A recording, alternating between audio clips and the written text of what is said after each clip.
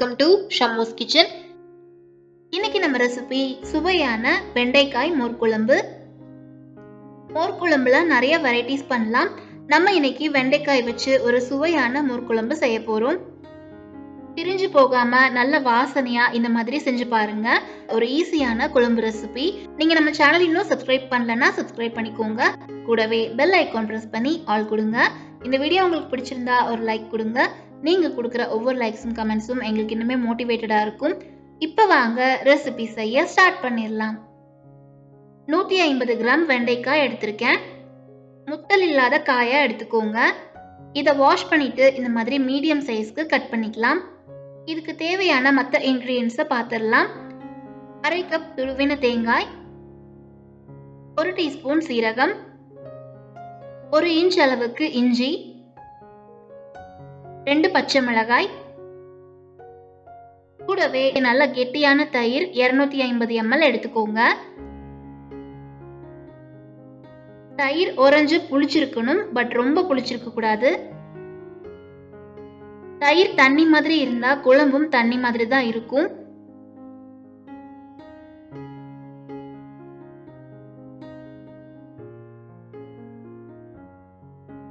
ஸ்டவ்ல ஒரு பேன் வச்சு 2 table spoon தேங்காய் எண்ணெய் சேர்த்துக்கலாம். கட் பண்ணி வச்சிருக்கிற வெண்டைக்காயை இதுல சேர்த்து வதக்கிக்கலாம். நல்லா ஒரு 10 நிமிஷத்துக்கு வதக்கிக்கோங்க. வெண்டைக்காயில இருக்கிற ஈரப்பதம் எல்லாம் போகணும். அப்பதான் வளவளப்பு தன்மை இருக்காது. இந்த மாதிரி ரோஸ்ட் ஆகி கலர் மாறி வரும்போது ஸ்டவ் ஆஃப் பண்ணிட்டு இதை ஒரு பிளேட்க்கு மாத்திக்கலாம். மிக்ஸி ஜார்ல துருவின தேங்காய் சேர்த்துக்கலாம். அரை மூடியிலையும் பாதி அளவுக்கு தேங்காய் எடுத்துக்கிட்டா போதும். 1 டீஸ்பூன் சீரகம், 1 துண்டு இஞ்சியை தோல் சீவிட்டு கட் பண்ணிட்டு சேர்த்துக்கலாம். கூடவே காரத்துக்காக 2 பச்சை மிளகாய் சேர்த்து நல்லா அரைச்சு எடுத்துக்கலாம். வெண்டைக்காய் வறுத்த அதே கடாயில அரைச்ச மசாலாவை சேர்த்து மிக்ஸி ஜார்ல கொஞ்சமா தண்ணி விட்டு அலசி அதையும் சேர்த்துக்கலாம். ரொம்ப தண்ணி சேர்த்துட்டோம்னா குழம்பு தண்ணி மாதிரி ஆயிரும். இதை மீடியம் ஃப்ளேம்ல வச்சுட்டு 1/4 டீஸ்பூன் மஞ்சள் தூள் சேர்த்து கலந்து விட்டுக்கோங்க.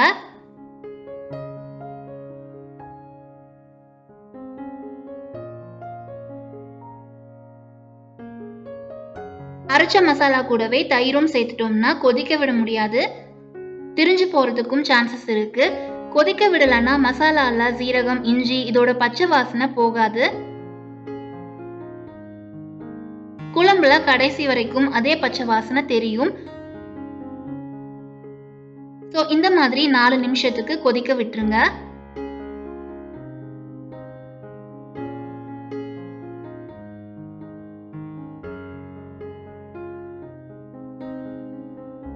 தேங்காய் அரைச்ச ஜார்ல தயிரும் சேர்த்து பல்ஸ்ல போட்டு எடுத்துக்கலாம். தயிர் இந்த மாதிரி கிரீமியா கட்டிகள் இல்லாம கிடைக்கும்.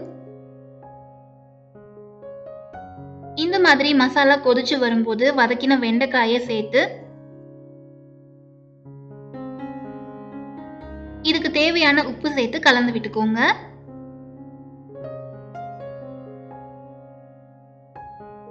வெண்டைக்காய் எண்ணெயில வதக்கும் போதே 70% அளவுக்கு வெந்திருக்கும். இப்ப மசாலாவோட சேர்ந்து நல்லாவே குக் ஆயிரும். மசாலாவும் காய் கூட சேர்ந்து ஒரு 2-3 நிமிஷம் கொதிச்சு வரட்டும்.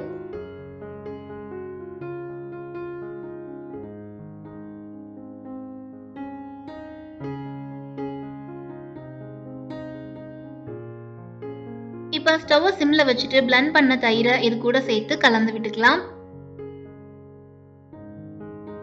சில பேர் மோர் குழம்பு செஞ்சு கொடுத்தா அதுல தேங்காய் சேர்த்திருக்கிறதுனால ஒரு மாதிரி மதமதன்னு இருக்குன்னு சொல்லுவாங்க. அதுக்காக தான் இஞ்சி சேர்த்திருக்கோம். இஞ்சி சேர்க்கறதுனால நல்ல ஃப்ளேவரும் கிடைக்கும்.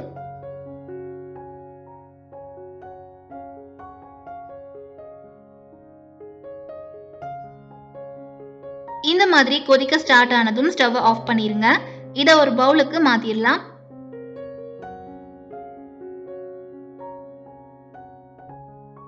இப்ப குழம்பு தாளிக்கிறதுக்காக ஒரு பாத்திரத்துல 2 டேபிள் ஸ்பூன் தேங்காய் எண்ணெய் சேர்த்து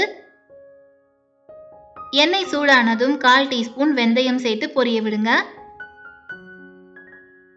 வெந்தயம் நல்லா பொரிஞ்சதும் 1/4 டீஸ்பூன் கடுகு சேர்த்துக்கலாம். கடுகு வெடிச்சதும் ஒரு கொத்து கருவேப்பிலை, ஒரு வரமிளகாயும் சேர்த்து தாளிச்சு விட்டுட்டு இது கூட சேர்த்துக்கலாம்.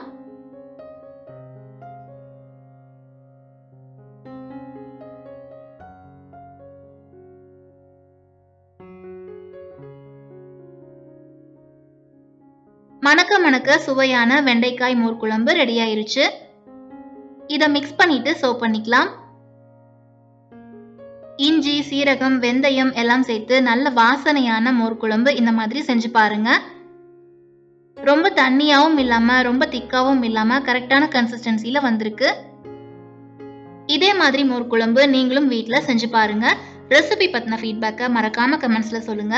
இந்த வீடியோ உங்களுக்கு பிடிச்சிருந்தா ஒரு லைக் கொடுங்க. சப்ஸ்கிரைப் பண்ணி சப்போர்ட் பண்ணுங்க. Thank you all.